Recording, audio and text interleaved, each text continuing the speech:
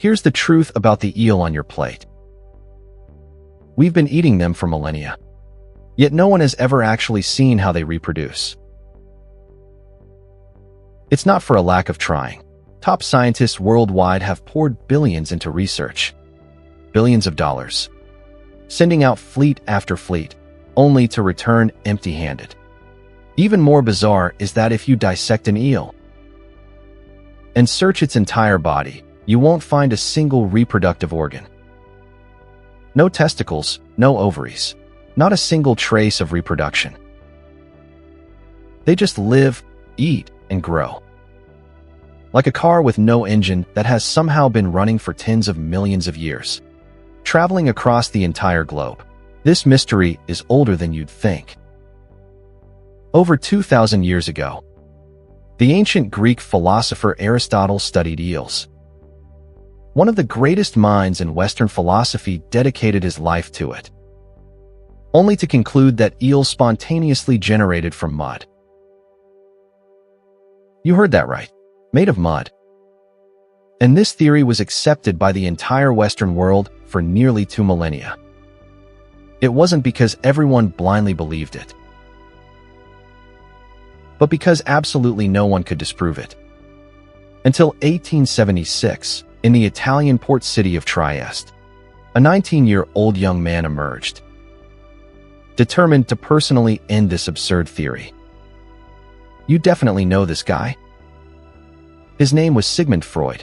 That's right. The very same Freud who later wrote The Interpretation of Dreams and founded psychoanalysis, making the world talk about the subconscious. But before he became the master explorer of the human mind, his biggest obsession was finding an eel's testicles. Every dawn, he'd rush to the docks, buy dozens of eels, head back to his rented room, and dissect them one by one. Searching endlessly under his microscope, for 4 months, he dissected nearly 400 eels. In a letter to a friend, he wrote that the moment he closed his eyes, his mind was filled with flickering, dead tissue, haunting his dreams. In the end, he found absolutely nothing. Freud had failed. He published a brief, sharply worded paper, and never touched an eel again. Perhaps it was this period of being tormented by eels that made him turn his gaze toward a much deeper sea, the depths of the human mind itself. That dark abyss that cannot be dissected. The eel literally forced Freud into becoming the father of psychoanalysis.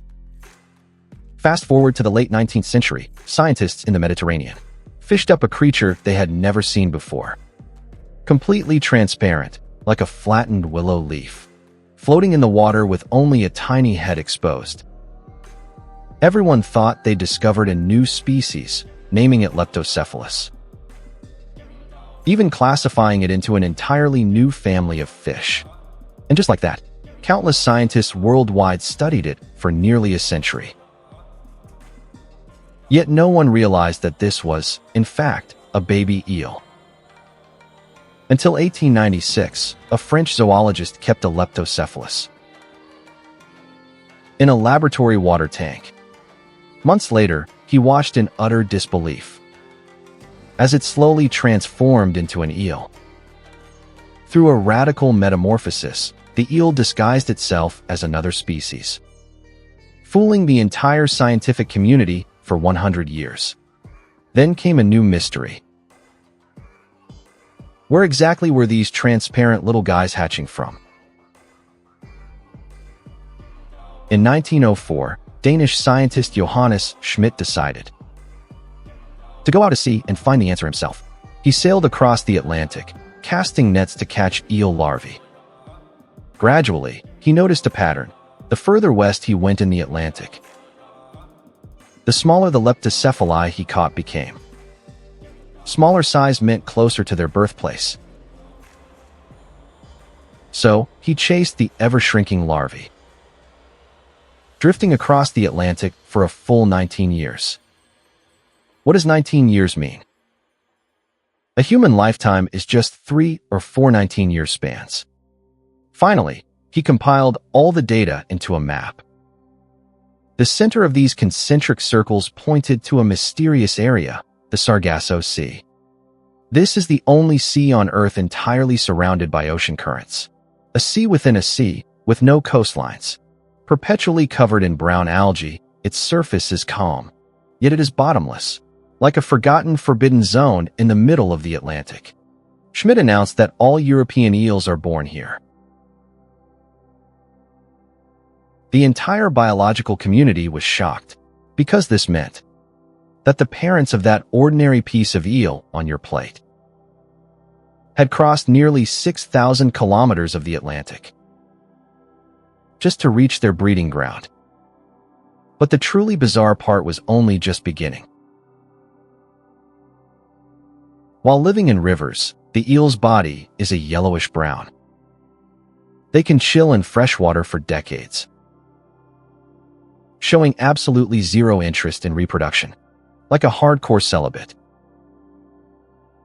Then one day, without any warning, they suddenly start to change. Their skin fades to a silver black, their eyes grow larger. Pupils dilate, evolving specialized cone structures found only in deep-sea creatures. Their sensory system becomes hypersensitive, able to catch subtle changes in water pressure and currents, like a built-in deep-sea navigation system. But the most extreme change is that their stomach begins to dissolve. Their intestines shrink. They actively dismantle their own digestive system, freeing up space to develop reproductive organs. The very thing Freud spent his whole life searching for only appears at this exact moment. After finishing all these modifications, the eel swims into the depths of the Atlantic without looking back. From this moment on, they will never eat again. And they will never turn back. They have turned themselves into a machine, designed solely for reproduction, embarking on a journey with no return ticket. Researchers discovered that eels can sense minute shifts in the Earth's magnetic field. Relying on this natural magnetic compass, they hitch a ride on the Gulf Stream, traveling thousands of kilometers on this oceanic highway to accurately reach the Sargasso Sea. This level of precision is incomprehensible to scientists. Scientists have constantly tried to follow them, but repeatedly failed. Satellite tags, sonar tracking, and deep-sea submersibles are all rendered useless against them, because they dive down to depths exceeding 1,400 meters. To migrate, at that depth, sunlight cannot penetrate, and the water pressure is enough to crush standard diving equipment. Until 2022, when a research team in the Azores captured 26 adult eels, outfitted them with the latest satellite tracking tags, and released them back into the ocean. Ultimately, 21 of them transmitted data back. 5 of them successfully reached the central area of the Sargasso Sea. Then, the tags fell off, and the signals vanished. This was the first time in human history that technology allowed us to witness the eels taking that final step into their breeding grounds. But no one saw them mate. No one captured footage of them spawning. No one knows what actually happens on that pitch-black ocean floor. Scientists speculate they complete fertilization in the deep layers, then exhaust their last ounce of strength, slowly sinking to the seabed to die quietly. Death is the only gift they leave for the next generation. This is the life of an eel, born in the deep sea, witnessed by no one, growing up beside human dining tables, and ultimately rushing toward an unseen death, passing on the baton of life in the darkness. And how high a price has humanity paid to fully decode them? China, Japan, Europe, not a single country in the world can get eels to reproduce in artificial environments. Japanese scientists spent 40 years on research. In 2010, they finally achieved artificial hatching in a lab, only to find the survival rate of the artificial fry was abysmal. The cost per fish once reached tens of thousands of RMB. True industrialization is still nowhere in sight. Every bite of eel you eat comes from wild-caught. Elvers, this slippery, ancient creature, has existed on this planet for tens of millions of years. It has seen the dinosaurs, lived through the Ice Age, watched humans go from crawling to walking upright, and witnessed civilization growing bit by bit from the dirt. Yet our understanding of it remains nothing more than a blurry outline to this day. Some say the universe's deepest secrets are hidden among the stars. But I think the deepest mysteries of this world sometimes lie quietly right on your plate, waiting for you to ponder. The things you think you are familiar with, perhaps you've never truly seen them at all. The only natural predator of an octopus is a hot griddle, because no matter how you look at it, this thing doesn't seem like a creature that evolved on Earth. It looks more like an experiment, secretly hidden on the ocean floor by some alien civilization. You think an octopus has 8 legs? Wrong, they are arms. And each one of them has its own independent brain. You think the brain controls the arms? You couldn't be more wrong. 2/3 of an octopus's neurons aren't even in its brain. They are distributed across its 8 arms, acting entirely independently. What's even more terrifying is that when scientists severed an octopus's arm, the arm didn't die. It kept moving, sensing, and thinking. This lasted for an entire hour. An arm without a body, living on its own for a full hour. Octopuses have been living on Earth for over 500 million years. What does 500 million years mean? Dinosaurs appeared just over 200 million years ago. Octopuses predate dinosaurs by nearly 300 million years, long before any animal appeared on land. But what's truly chilling is that over such an immense span of time, they have barely changed at all. It's not because they stopped evolving, but because from the very beginning, they were already almost perfect. Let's start with an octopus's most breathtaking ability, shape-shifting. In just 1/5 of a second, it can transform itself from a soft, smooth state into something rough, spiky, and highly textured. It's not just a simple color change. The skin's 3D texture, gloss, and color all transform in perfect synchronization. Scientists once observed an octopus changing its camouflage a staggering 177 times in a single hour. Its fastest reaction time is just 200 milliseconds, quicker than a human blink. But here's a mind-blowing fact. Octopuses are colorblind. They can't see color at all, yet they can mimic any color flawlessly. How is this possible? In 2015, scientists found the answer. An octopus's skin contains light-sensitive proteins. It uses its entire skin to sense colors. Its whole body acts exactly like an eye. When light hits its skin, signals instantly travel throughout its body. The camouflage is completed immediately, unable to see color, yet able to become any color. This design hardly looks like the product of evolution. It feels more like precise engineering. The greatest miracles are yet to come. In Indonesia's Lembah Strait, there is a species known as the mimic octopus. It doesn't just change color, depending on the predator it faces. It performs targeted role-playing. When threatened by certain fish, it flattens its body, gliding along the seafloor, mimicking a toxic flatfish. It can twist its 8 arms to accurately mimic the swimming motion of a highly venomous sea snake. It can even spread its arms to disguise itself as a spiky lionfish, making approaching predators back off instantly. This isn't just instinct. This is strategy. A soft-bodied animal with no bones and no teeth, exploiting the psychological weaknesses of its enemies to execute targeted deception. This is stranger than any sci-fi novel. If its camouflage isn't mind-blowing enough, its nervous system is the real mystery that has left the scientific community speechless for ages.